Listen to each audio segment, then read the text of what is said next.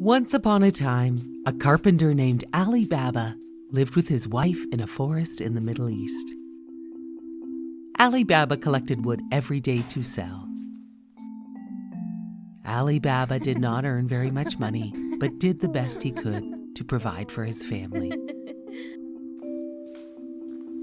One day, while collecting wood, Ali Baba heard the sound of many horses approaching. He tied up his donkey and hid behind a tree. Ali Baba then saw 40 men on horses stop and unload bags of gold coins and treasures. Ali Baba realized this group must be thieves. Just then, one of the men moved towards a large rock and started to shout, "Open sesame!" Suddenly, the large rock moved and revealed a cave. All the thieves loaded their bags into the cave. The rock closed over the cave opening after the thieves left their bags of treasure. The leader yelled, "Close sesame!" and the rock sealed the opening. The thieves left and Ali Baba could not believe what he had just seen. He ran over to the rock and yelled, "Open sesame!" The rock opened to reveal the cave. Ali Baba crept into the cave and was overwhelmed when he saw all the gold coins and treasures in the cave. He filled 3 bags and ran out of the cave. Just like the thief, Ali Baba shouted, "Close sesame!" The rock sealed the cave. Ali Baba loaded up his donkey and headed home to surprise his wife with all the treasures. His wife could not believe it.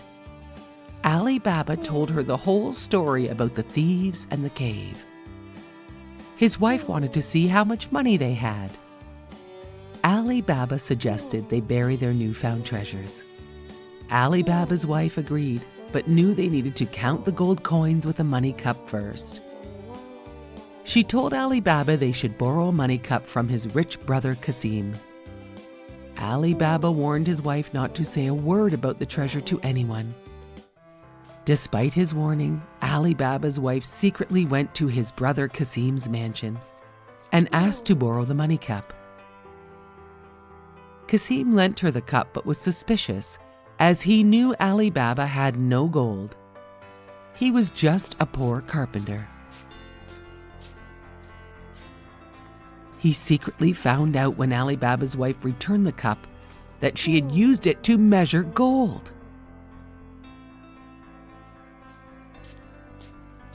When Kasim found this out, he confronted Ali Baba. Ali Baba told his brother the whole story and made him promise not to speak a word of this to anyone. Kasim snuck out from his home in the night and went to the treasure cave. He shouted, "Open sesame!" And to his surprise, he saw all the treasures stacked inside. He filled many bags to load onto his donkeys.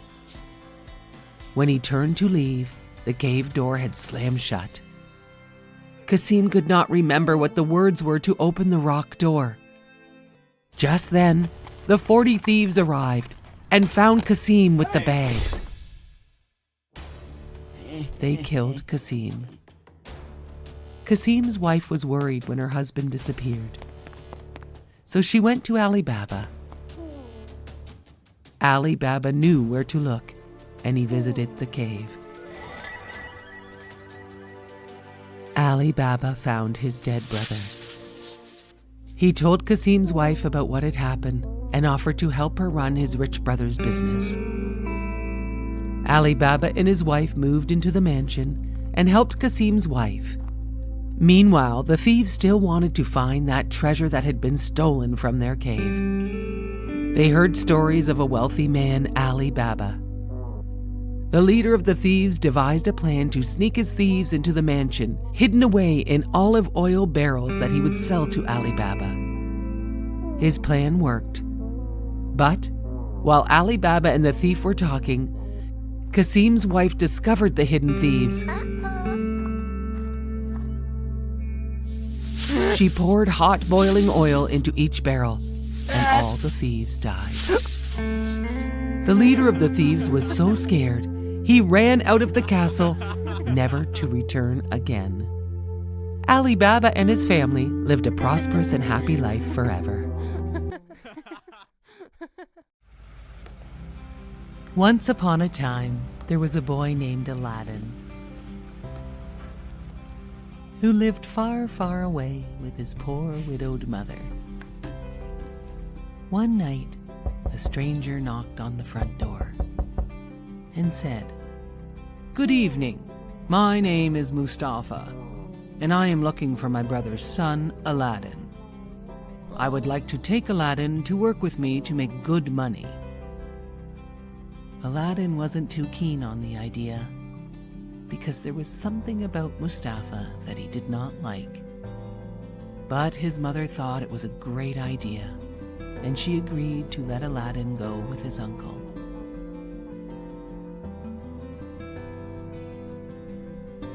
Aladdin and his uncle walked for a full day into the desert, until they reached a cave with a small entrance. Mustafa was too big to fit through the entrance, so he asked Aladdin to go inside. Aladdin did not trust him and was afraid he might block him in. But his uncle told him there were gems and gold inside the cave. Mustafa told Aladdin he could take as much as he wanted. Mustafa only wanted an old lamp from inside the cave. So Aladdin went inside. Aladdin could not believe his eyes when he entered the cave. It was full of treasures. He started filling his pockets with diamonds and rubies and emeralds. He also found a gold ring that fit his finger perfectly.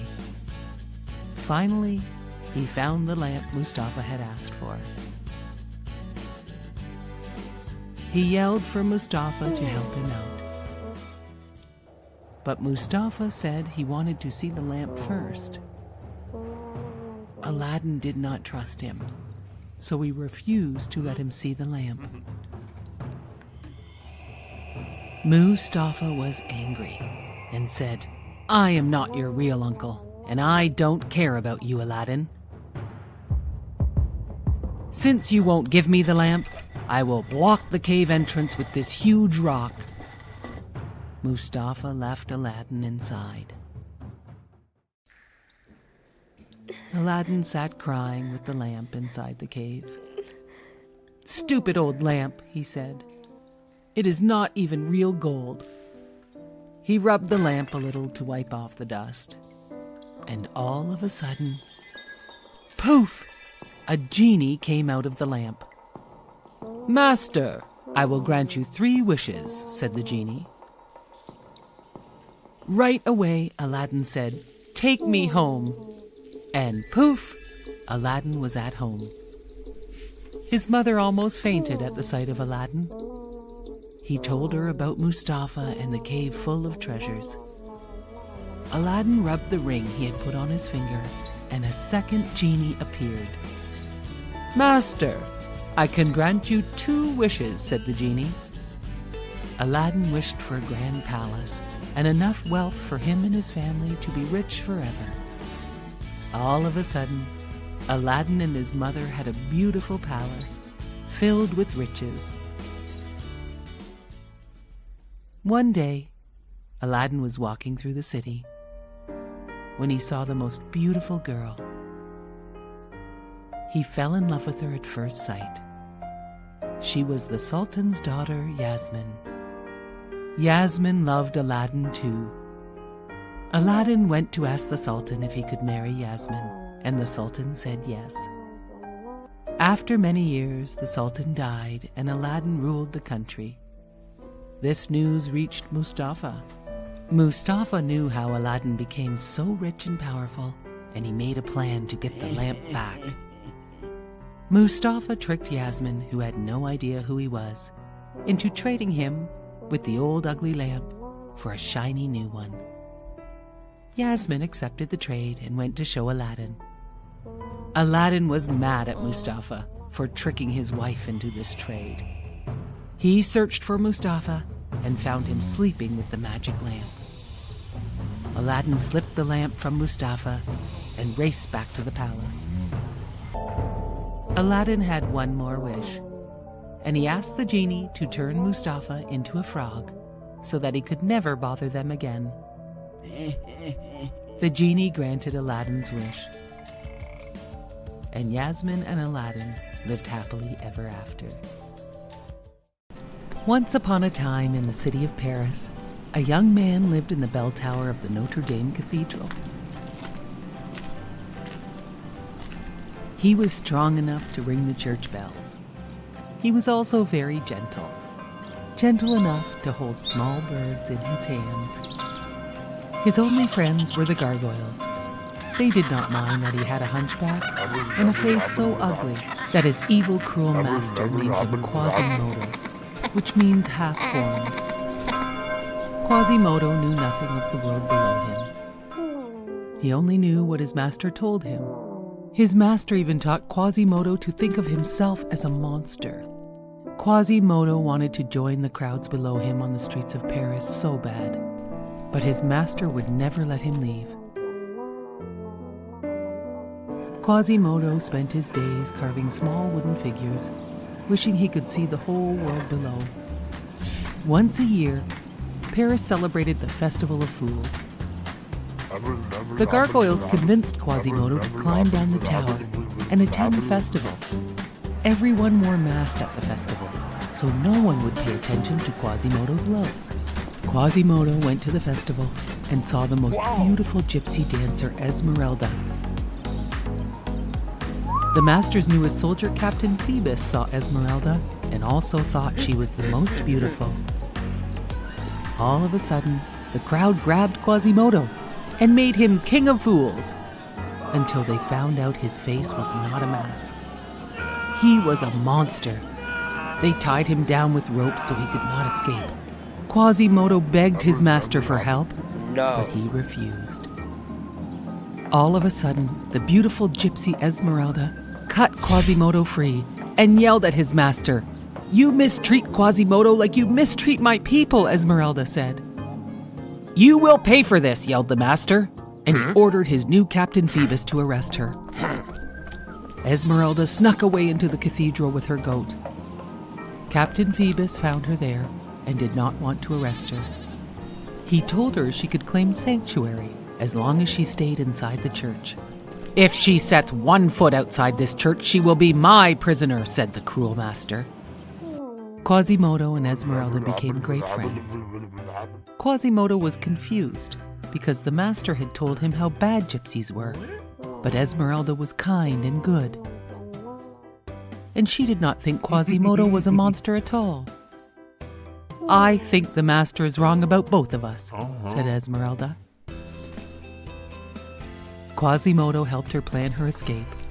Quasimodo carried Esmeralda and her goat down the church walls to the street one night. She gave Quasimodo a special amulet and said, "Use this if you ever need help. It will show you how to find the Court of Miracles, the secret gypsy hideout." She promised she would visit Quasimodo again and kissed him on the cheek. When Esmeralda returned, she brought Captain Phoebus, who had been badly wounded.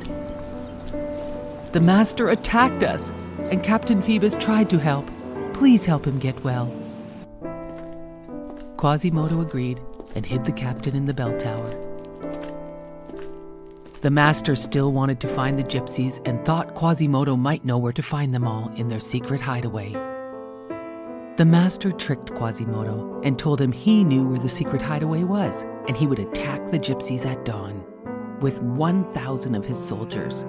This was just a trick by the cruel master. Quasimodo and Captain Phoebus decided they must use the special amulet to find Esmeralda and warn her. They secretly made their way to the Court of Miracles, but they had no idea the master and his soldiers were secretly following them. Quasimodo and Captain Phoebus led them to the secret gypsy hiding place. "Take them all away," the cruel master yelled to his soldiers. "No, please," begged Quasimodo. But the master had a heart of stone. The next day, the master had chained up Quasimodo in the bell tower and was going to punish Esmeralda in the courtyard below. Quasimodo broke his chains and rescued Esmeralda and brought her to safety in the bell tower. The master tried to break into the tower with his soldiers, but the gargoyles beat the master and his men. At last, the master's evil reign was over. The people of Paris cheered. Hip hip hooray for Quasimodo! Finally, Quasimodo understood he was not a monster at all. But to the people of Paris, he was a great hero. Once upon a time, there was a mother pig who told her 3 little pigs it was time for them to build their own home and move out. She told them to build their homes to be safe from the big bad wolf.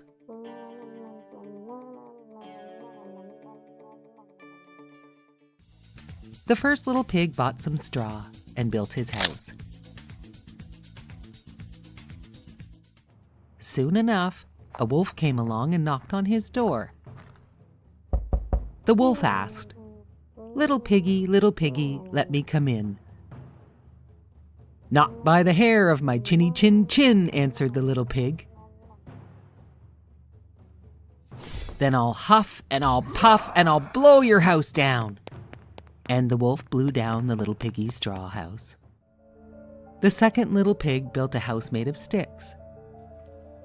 Along came the wolf, who said, little piggy, let me come in." "Not by the hair of my chinny chin chin," said the little pig. "Then I'll huff and I'll puff and I'll blow your house down," said the wolf. The wolf blew down the stick house. The third little piggy made a house of bricks. He built a very strong house. Soon enough, along came the wolf. He knocked on the pig's door and said, little piggy, let me come in." "Not by the hair of my chinny chin chin," said the pig. "Then I'll huff and I'll puff and I'll blow your house down," said the wolf. So the wolf huffed and he puffed, but he could not blow down the strong brick house.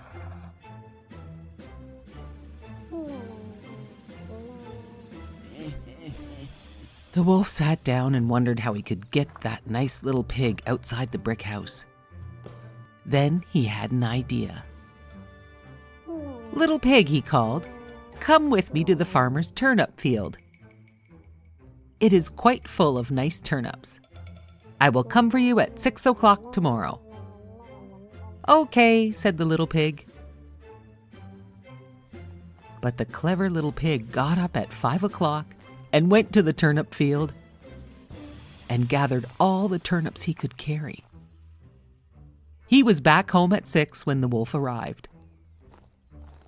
The wolf was very angry when he realized he had been tricked, but he did not show it. He had another plan. He thought of another idea to get the pig out of his house.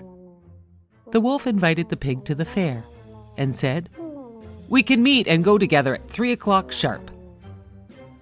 The pig squealed, "Oh, I love fairs. I would love to go."